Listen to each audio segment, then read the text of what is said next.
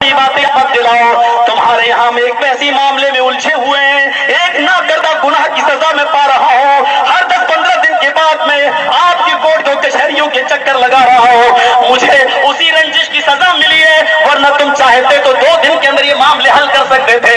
मुझे अच्छी तरह मालूम है, मुझसे जेल में जो मिलने आया मैं उनको भी जानता हूँ, जो नहीं मिलने आया मैं उनको भी जानता हूँ, जिसने मेरे खिलाफ आर्टिकल लिखे मैं उनको भी जानता हूँ।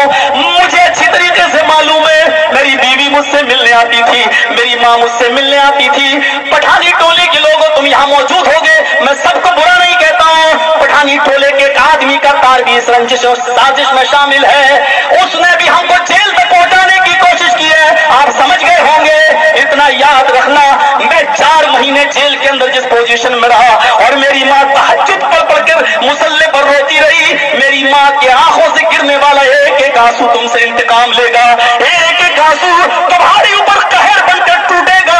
मेरी माँ की जो है तहज्जुद में पढ़ी जाने वाली दुआएं इंशाअल्लाह रंग जरूर लाएंगी। इतना याद रखना, मुझे मेरे बीवी और बच्चों से दूर करने वालों तुम कभी खुश नहीं रहोगे। मैं तुम्हें बद्दुआ नहीं दे रहा हूँ, मैं सिर्फ इतना कहना चाहता हूँ, जो दुनिया में दूसरों के लिए कुआं खोदता है उसके लिए भी हजारों कुएं खुदे हुए होते हैं। आज तुमने एक झूठे केस के अंदर मुझे फंसाया, जबकि तुम्हें अच्छी तरीके से मालूम है कि जिस इलाके की वो लड़की है, दूसरा मौलवी उसको लेके जा रहा है। यही टाटा सोमो पर वो बुक होती है और यहाँ के 4 व्हीलर पर बैठ कर दूसरे मौलवी के साथ इटावा जाती है। 4 दिन वो इटावा में दूसरे मौलवी के साथ रहती है, 4 दिन तक वहां रहती है और एक बार नहीं 4-4 बार वो लड़की इटावा के अंदर जाती है और उसी मौलवी के घर रुकती है। मेरे भाइयों, इतना याद रखना, इतनी सफाई मुझे जरूर कहना थी। मैं आपको अपना कल्चर बता देना चाहता हूँ और ये तहजीब बता देना चाहता हूँ कि मामला दूसरों के साथ हो, लेकिन किस तरीके से मुझे उलझाया गया है, इंशाअल्लाह उसकी अदालत में देर जरूर है लेकिन अंधेर नहीं। इतना कहना था और कहूंगा, क्यों नहीं कहूंगा। आर्टिकल तुम लिखो, मुजरिम को सजा मिलनी ही चाहिए, बाद में डिलीट करो, मुझे सब मालूम है। लेकिन चलिए मेरे प्यारे साथियों, इतनी सी बात कहकर अब हम बात को आगे बढ़ाते हैं। मुझे बताओ किस बात पर रंजिश है तुम्हारी? अल्लाह के नबी सल्लल्लाहु अलैहि वसल्लम तो काफिरों से भी सुलह कर रहे हैं, हम काफिर तो नहीं है, हम मुशरिक तो नहीं है, और हजारों बुराइयां मेरे अंदर पाई जाए, लेकिन ये हमारी जमात के लोग जानते हैं, ये उलमा जानते हैं कि हजारों बुराइयां हो सकती हैं, लेकिन मौलवी जर्जिस ने कभी तौहीद के साथ कहीं पर भी कंप्रोमाइज नहीं किया है, किसी स्टेज पर कंप्रोमाइज नहीं किया है।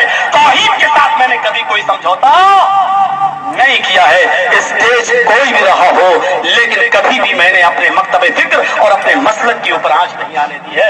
ये सब लोग जानते हैं इस बात को। सुलह के लिए दरवाजे खुले हैं। अल्लाह के नबी सल्लल्लाहु अलैहि वसल्लम ने उस हजरे अस्वद को, जो एक सैलाब का शिकार हो गया था और खाने काबा ढह गया था, तो अल्लाह के रसूल उस वक्त नबी नहीं बने थे, उस पत्थर को एक चादर पर रखा गया और सारे कबीलों के सरदार से वो चादर उठवाई गई और आपने उस पत्थर को उठाकर अपनी जगह पर रख दिया। उस मौके पर भी सुलह किया था आपने और सारे लोगों को खुश करने की कोशिश की थी जब आप नबी नहीं बने थे। तो मेरे प्यारे साथियों, सुलह के खातिर आपने अपना नाम कटवा दिया, अपना नाम। ये सीखो, मोहम्मद रसूलुल्लाह से बढ़कर तो कोई नहीं हो सकता है, उसवा नमूना पूरी जिंदगी में। आइए अबू जुंदल को भी वापस कर रहे हैं, सहाबा की गैरत झलकार रही है। नहीं, अल्लाह की नबी हमें मरना गवारा है, लेकिन इतना तब तक समझौता करना गवारा नहीं। लेकिन नबी ने कहा नहीं, सब ठीक हो जाएगा, मुझे समझौता करना है। समझौता कर लिया गया, चले गए सब। अब देख लीजिए उस सुलह का असर क्या हुआ। देख लीजिए, वक्ती तौर पर थोड़ी सी हार थी हमारी, लेकिन उस सुलह का असर ये हुआ कि पूरा मक्का कुछ ही दिनों के अंदर मोहम्मद रसूलुल्लाह के ज़ेर इक़्तिदार आ गया। पूरे मक्के पर मोहम्मद रसूलुल्लाह सल्लल्लाहु अलैहि वसल्लम की हुकूमत